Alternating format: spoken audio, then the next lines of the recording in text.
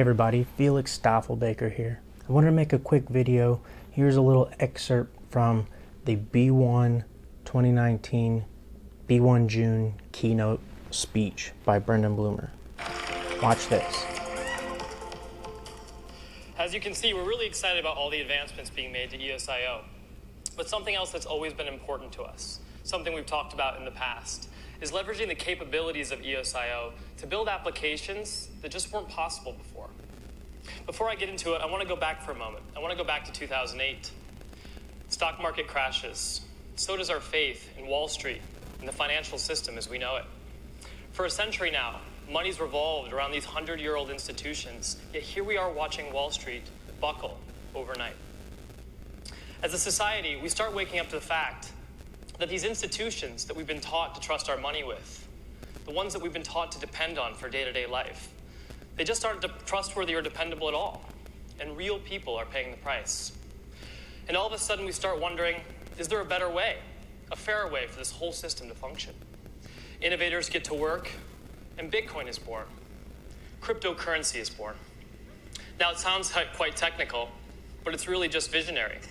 Cryptocurrency enabled a new approach to money, commodities, and finance in general, one that doesn't need to depend on invisible middlemen and can be built and run by its users through transparent sets of checks and balances. And we all know what happens from there. It just takes off. But amidst this Bitcoin and cryptocurrency boom, an even bigger opportunity is what Block One is focused on. The technology it's all built on, the blockchain. And blockchain isn't just for finance. Shipping, healthcare, those drones that will soon be delivering your dinner. Virtually anything the internet touches, blockchain can improve by making the data systems underneath run more securely and transparently than ever. So in 2017, we break blockchain out of the cryptocurrency world and build EOS.io, the world's highest performance blockchain software. And thanks to you, the world's most used. Now that was quite amazing, and a lot of people don't think anything came from that or out of that, or that was just a one-off thing. Maybe he was just talking for no reason. But I recently found in this book, COVID-19, The Great Reset by Klaus Schwab, who has direct ties to the people who coordinated building EOS.io. There is if you're actually looking at it, it's page 151, 1.6, the technological reset, in the subsection 1.6.1, accelerating the digital transformation. With the pandemic, the digital transformation that so many analysts have been referring to for years without being exactly sure what it meant have found its catalyst. One major effect of confinement will be the expansion and progression of the digital world in a decisive and often permanent manner. This is noticeable not only in its mundane and anecdotal assets, more online conversations for more streaming to entertain, more digital content in general, but also in terms of forcing more profound changes in how companies operate, something that is explored more in depth in the next chapter. In April 2020, several tech leaders observed how quickly and radically the necessities created by the health crisis had precipitated the adoption of a wide range of technologies. In the space of just 1 month, it appeared that many companies in terms of tech take-up fast-forwarded by several years.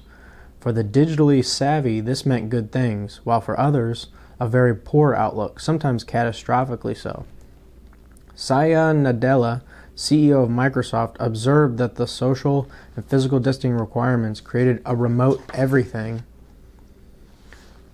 And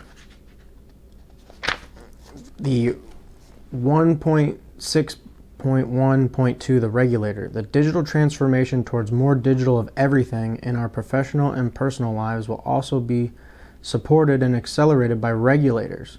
To date, governments have often slowed the pace of adoption of new technologies by lengthy ponderings about what the best regulatory framework should look like. But as the example of telemedicine and drone delivery is now showing, a dramatic acceleration forced by necessity is possible. During the lockdowns, a quasi-global relaxation of regulations that had previously hampered progress in domains where the technology had been available for years suddenly happened because there was no better or other choice available. What was until recently unthinkable suddenly became possible, and we can be certain that neither those patients who experienced how easy and convenient telemedicine was, nor the regulators who made it possible will want to see it go into reverse. New regulations will stay in place. In the same vein, a similar story is unfolding in the EOS with the Federal Aviation Authority, but also in other countries related to fast tracking pertaining to drone delivery. The current imperative to propel, no matter what, the contactless economy and the subsequent willingness of regulators to speed it up means that there is no holds barred. What is true for until recently sensitive domains like telemedicine, drone delivery is also true for mundane and well-covered regulatory fields like mobile payments. Just to provide a banal example, in the midst of the lockdown in April 2020, Europe and banking regulators decided to increase the amount that shoppers could pay using their mobile devices while also reducing the authentication requirements that made it previously difficult to make payments using platforms like PayPal and Venmo.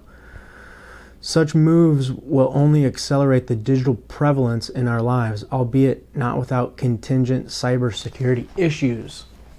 So what we have is the real world people putting forth actual actions across the globe is lining up with EOS creators in a way that is symbiotic, and people are sitting here thinking that the EOS Network Foundation is somehow doing something.